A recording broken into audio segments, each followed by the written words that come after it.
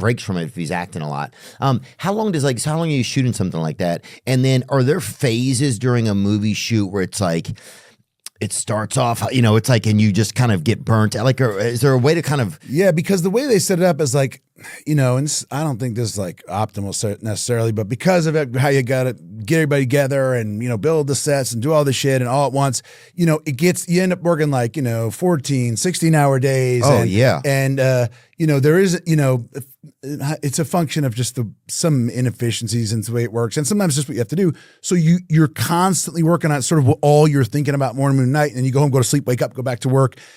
So you can get burnt out on it, but you can also with Accountant 2, it was like, it started to just work better and better than I thought. And so every day I was thrilled to go to work. You know what I mean? And I found as I get older, I'm like, I want to work with people that I really like. Yeah. Because like so much of your life is spent at work. That becomes kind of what, like, obviously, I have my family. That's the number one thing in my life. And I just make the time for that. I have my kids. I'm divorced. I have them, half the time. So I got them half the week.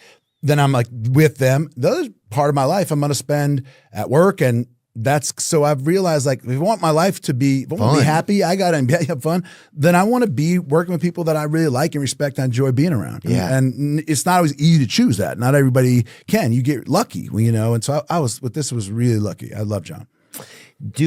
Have you ever made, because David Spade and I wrote a movie that we just shot a couple months ago. Oh, really? Yeah, so it was fascinating. I've just kind of learned about how to do it. Like, we've been friends for How long did you shoot for? 4 years. We shot for 23 days, and we got pretty quick. It was quick. We got pushed by the fires, so everything kind of got messed up, and we kind of, not everything got messed up, but we got like sandwiched in moments where it was like, everybody's here, the winds are 40 miles an hour today. Oh, shit. We have to, we paid for it ourselves. So it was like, we have to do this. Did you find out when people have your own money on something, all of a sudden it's like, okay, we're going to do this. Like, people have a whole different attitude. Yeah. That's something I've found. They're like, oh, we need a Dalmatian. I'm like, we don't have a Dalmatian. We'll fucking shave that sheep and fucking staple some tattoo some spots on this motherfucker and shoot. And with removable glue some Oreos to it and get that bastard out there, teach it to bark. We have 40 minutes, get on YouTube and teach that thing to bark. Have you ever made a movie that you didn't put out or that wasn't put out? Oh, yeah.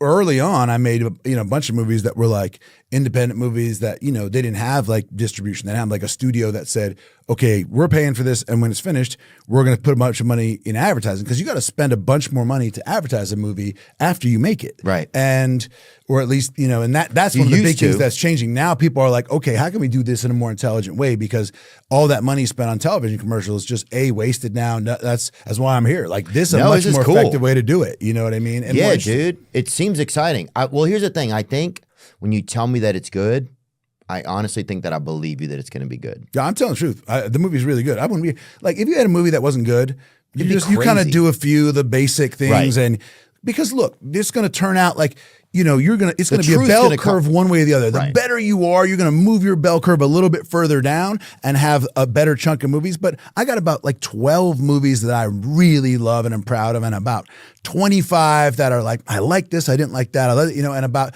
10 or 12, whatever, that are like, that's fucking terrible. I hate this. I can't watch it. And it was awful. And when I did independent movies, sometimes they just didn't get distribution. Like, no one wanted to put it out, or I went to a film festival. I haven't had movies that were so, like, just something so terrible happened when the studio already was making it that it wasn't put out. But, you have, like, they changed their plan. You can kind of see, oh, now we're going to shift to this or that. Now you can put something on streaming, and it used to be like you were going to go out theatrical, so you kind of were like naked. You just had your, you know what I mean? And if it didn't work, everybody knew, because they say, look, this movie made 10 cents this weekend. And, you'd want them to take the fucking billboard down. You drive past the billboard like, the billboard's like, it was a bomb. The movie's a bomb. You know what I mean? You're up there at night in your Batman costume, just painting over it with a big one of those big paint reachers. Dude, did you ever see Family Man? Did you see that movie? Yeah. Dude, I love that movie, man. That's like Family Man I liked really a lot. Dunkirk I liked. I thought was cool. Movie. Chris Nolan's a brilliant guy. Tell me about your movie with David Spade. Who do you play? Like, what is it? Comedy? Yeah, it's just bus boys. It's like he's like a guy. He's just like, we're just two kind of dumb guys or whatever.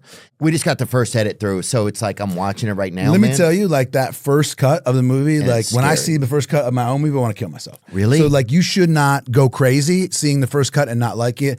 I almost have never, like now I have a company and we make a bunch of movies, and you know, the first cut, this is one of the only movies where the first cut came in, I was like, it's great. Really? 90% of the time you're like, okay, we got a long way to go. It's a very iterative process. They get better, and more work is done after you finish shooting to make it good. Yeah, that's what I'm doing. So I'm meeting with an editor next week. Sit down and be like, this is what's supposed to be funny about this scene. Right. Like, and explain it to them, what you think is funny and is good, because it may seem obvious to you and it probably doesn't to that person. Like you can lose track. You go, look, the reason it's funny is because you think we're going to do this. We know this about us from the first, you know, whatever scene. And when it come in, it's that take where I like yelled at the guy. That should be a surprise. Like, you'd be surprised how often it's hard to put a cut.